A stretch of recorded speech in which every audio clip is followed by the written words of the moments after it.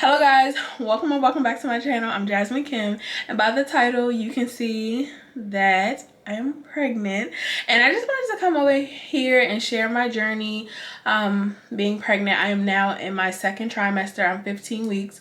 Next Monday, well, this coming Monday, I will be 16 weeks, and I feel like the weeks are going by quick. I thought this pregnancy would be so long because I found out really early, but it's going by really quickly. So before we go get ahead and get into the video, I am, like I said, I am going to try to document my journey as much as I can, but I also am going to be documenting it on TikTok. So here's my TikTok. Go ahead and follow my TikTok. Also, the link will be below. I'll be doing like vlogs, like 15-week update, things like that.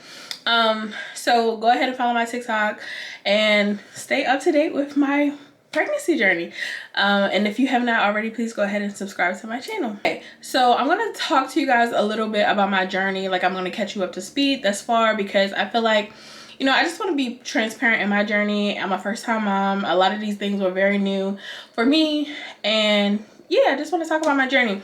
So when I found out that I was pregnant, we had been trying, and I feel like month after month, I just kept getting pregnancy tests that were negative. I was very nauseous for a couple months, and I thought I was coming on my period. I thought I was pregnant for a couple months, and every month I would come on my period. And in June, we decided to stop. No, so in May, I made a decision like, oh, I don't want to, like, I want to try anymore because it was starting to become taxing on my mental health. And then when I went to my doctor's appointment, my gynecologist, I was asking her about how to like track ovulation and things like that. And then I also had set up an appointment for August the 18th because my gynecologist is not a family doctor, so she doesn't help with you know, conception. She only deals with, you know, doing your regular pap smears and things. So I had set up an appointment with my current OB now, because I wanted to go in and I wanted to talk about like possible, you know, testing and things like that because I wasn't getting pregnant. So I thought something was wrong with me. So I had that appointment set. I told my boyfriend, like, look, I don't want to try anymore. Let's just take a break. And that was it. So when I did, while I was waiting to go on my appointment in August, I did talk to my gynecologist about like just how do I track ovulation, because that was something that I wasn't really aware of. I tried to watch videos of it and it was very confusing.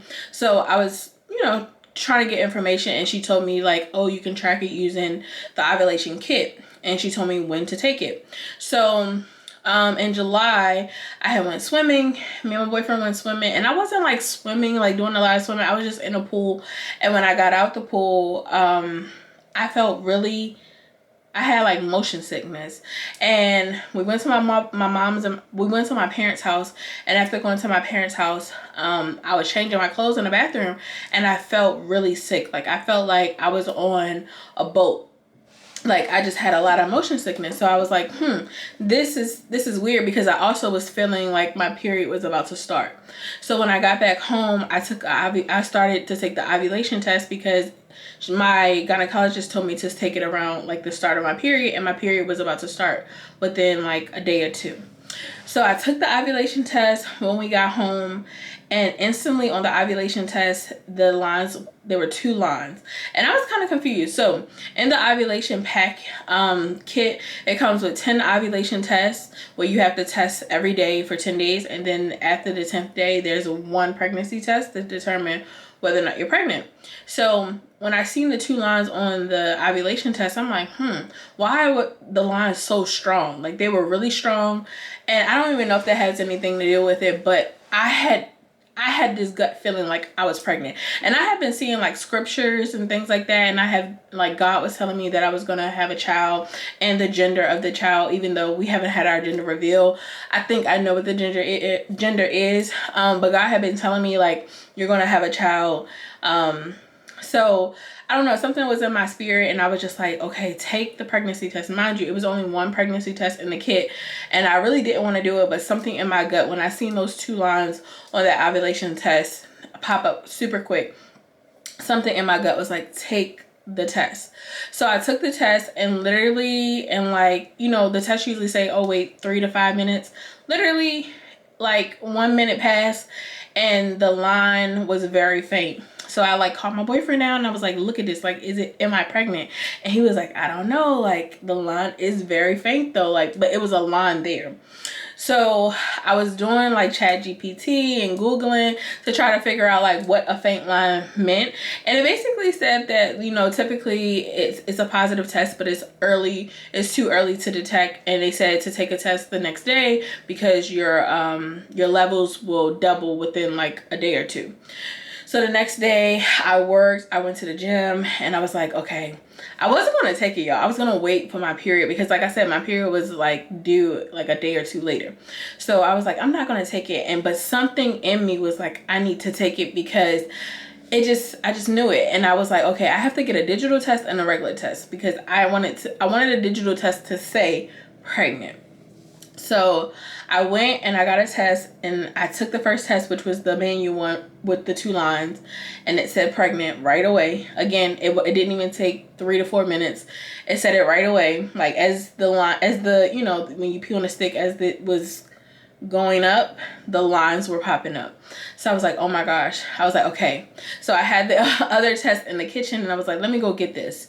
So I like took the test, the digital one. I took the test and then I put the paper over it because I was like, I'm too scared to figure out, like I'm too scared to see it, and I was by myself. So I walked out of the bathroom and I was going to go back into the bathroom because I wanted to look at the manual one. And like I said, I had the paper over top of both of them and I was trying to just get the manual and I accidentally knocked off the paper off and it said pregnant. And of course, like I just pray to God. I thank God. I even have a video that I recorded for myself. I'm not gonna put it in here. I don't know. I may or may not put it in here, but I even have a video that I recorded for myself when I first found out I was pregnant. And it was just so beautiful to me in that moment because I have been wanting to be a mother for a very long time and my dreams are finally coming true. So I thought when I found out that I was 4 weeks, because when I went to my doctor's appointment, I thought that I was 6 weeks because I went to my doctor's appointment like 2 days, my first prenatal appointment. I went like 2 weeks later and I thought that I would be 6 weeks when I went to my prenatal appointment, but come to find out I was actually 7 weeks. But the baby was measuring 6 weeks at the time. So I was actually 5 weeks when I found out. I thought I was 4 weeks. No, I thought I was 3 weeks when I found out, but I was actually 4 weeks when I actually found out. And since then, everything has been going good. You know, all my appointments has been, you know, pretty good. I did have a moment in my 8 weeks, and I wanted to really talk about this because I didn't know anything about it. So during my 8 weeks, I had some spotting. And typically, you know, and this is why I wanted to really share about this, because when you learn about pregnancies, when you learn about getting pregnant, they say like, oh, you're not supposed to come on your period for 9 months. You know, but there is something called implantation bleeding. So that's when the egg implants into the uterus and then there's some bleeding. But typically that happens around like your ovulation time. And that didn't happen for me. So ovulation, that would be like 10 days after ovulation when that happens, once the egg implants into your uterus. But I had my bleeding at 8 weeks. So I was nervous and I thought I was miscarriaging. And you guys already was... my mind was always going crazy because I had already tried so hard to get pregnant and I wasn't getting pregnant, and I thought something was wrong with me, which is why I was about to go get all of these tests because I just knew in my mind that I could not get pregnant naturally. So I went, so I had some bleeding. I had went to like an aqua aerobics class because I've been doing this aqua aerobics class with me and my mom for the last like 4 or 5 months. And after coming from the aqua aerobics class, we had went to like the grocery store and I went to the restroom and there was some bright red blood. So I was spotting. And it was just like that one time. So like I wiped, I seen the blood, but then when I got back home and I used the bathroom, there was no blood. Went to my doctor's appointment. I contacted my doctor, went in the next day, and you know, they told me that everything was fine. The baby heartbeat was beating. Everything was fine.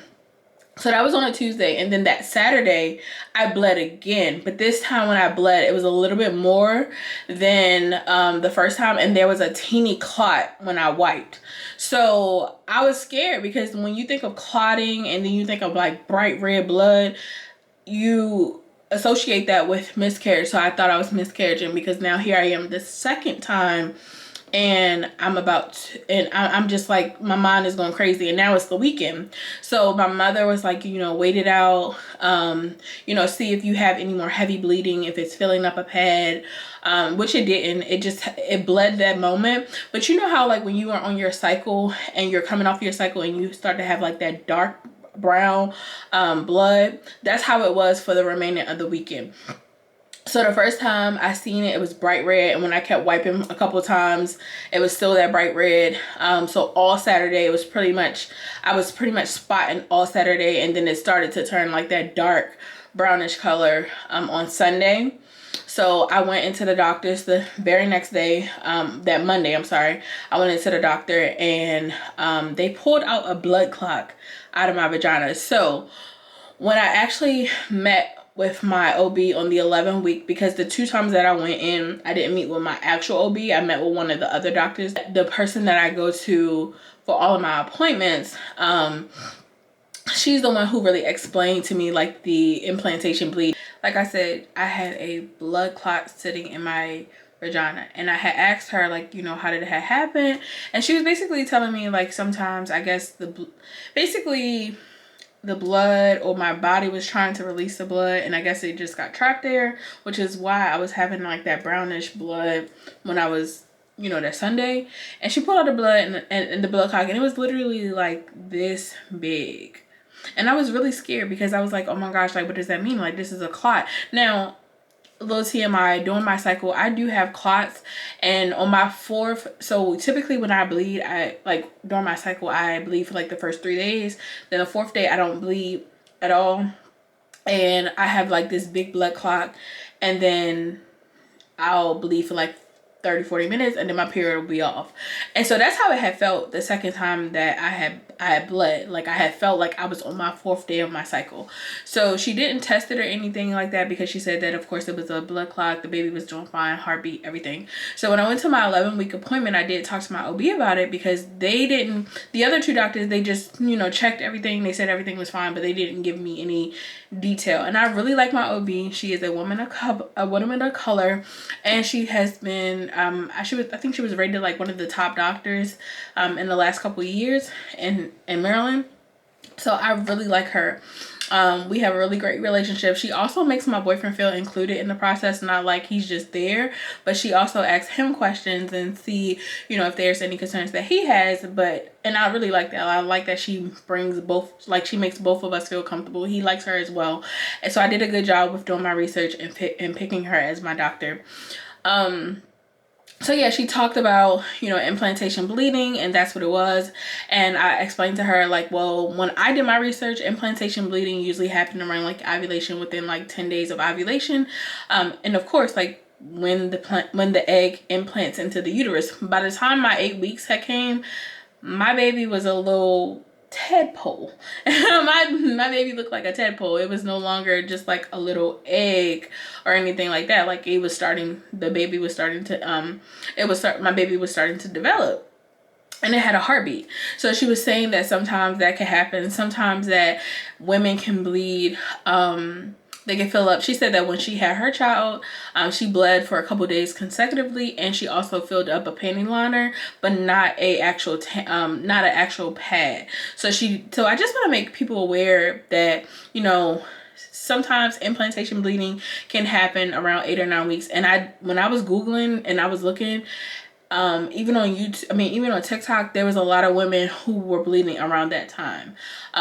So if you are somebody who is, this is your first time having a child, I just want to let you know, like, to possibly expect your implantation bleeding to happen around like maybe 8 or 9 weeks. And it's different for everybody, because she even said that some people like they bleed for consecutive days, not just like, oh, it's spotting and then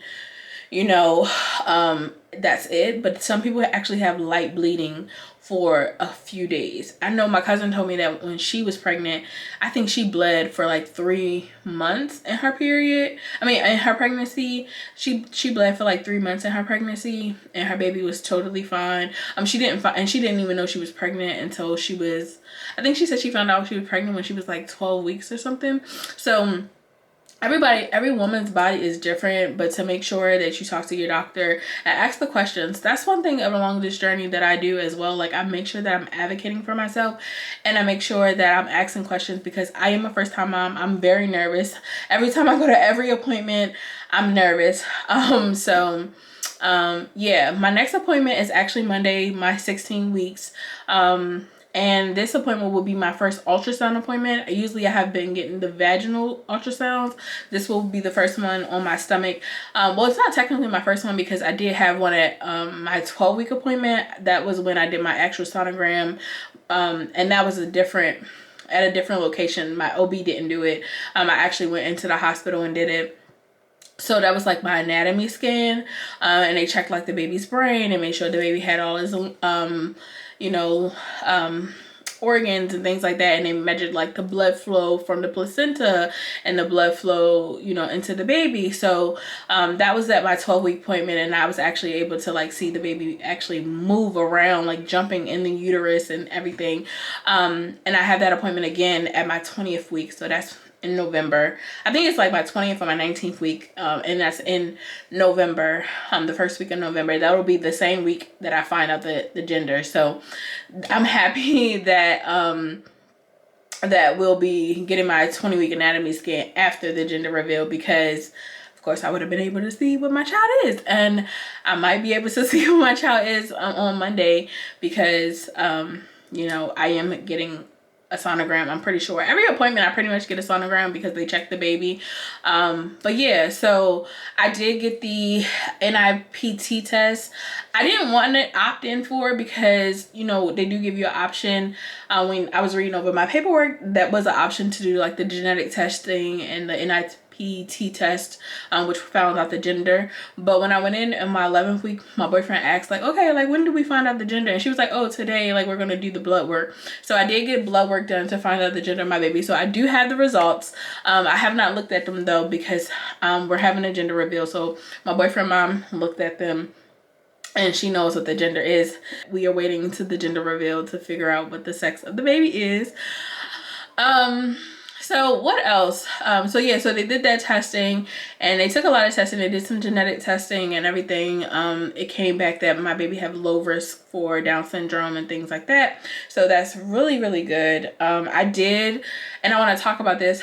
So I don't know. I was going back and forth about whether or not to talk about this, but I would do, because we all experience different things in our pregnancy. So I did not know that I was a carrier for I think it's called spinal muscular apathy, and I am a carrier for it. So my boyfriend had to get tested to make sure that he's not a carrier, because if he is a carrier, then our child will have it's called SMA, and well, it's likely to have SMA, because basically both parents have to be a carrier. So we just been praying, and I know God, I think, when, like I said, God told me I was going to have a baby, so I don't think that my child will have it. I prayed on it. We've prayed on it. My family prayed on it. I prayed for a healthy baby and a healthy pregnancy. So I'm just praying that my child does not have SMA. Hey guys, so this is editing me. I'm editing this video, but I wanted to update you guys because we have got our results, and my boyfriend, as I stated, he had to get tested and he did come back negative. So our child will not have SMA. So the way that it works is the baby would have to get one positive gene from me and one positive gene from its father in order for them to have the actual disease, because I am a carrier of it. And I'm also a silent carrier. I'm not an official carrier, because when I talked to LabCorp said that my results was actually, came back that I was a possible carrier. So I had a 2 and 0 gene, which basically means that I am a silent carrier of SMA. But in order for the baby to get SMA, the baby would have to get a positive gene from me, which I would have a positive gene, and then they would have to also get a positive gene from its dad, and he doesn't. So our baby will not be having SMA. However, there will be a 50% chance that our child is a carrier, as I am. And this is something that I just found out. I never knew that I was a carrier until I got pregnant.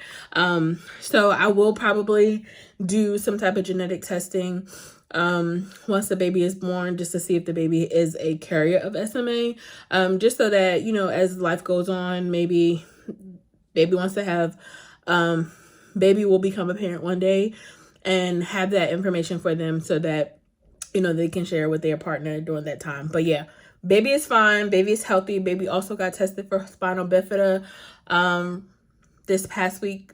Results came back negative. So far so good. I think the only test that we're waiting on is the glucose test, because I did have to take that at my last appointment this past Monday.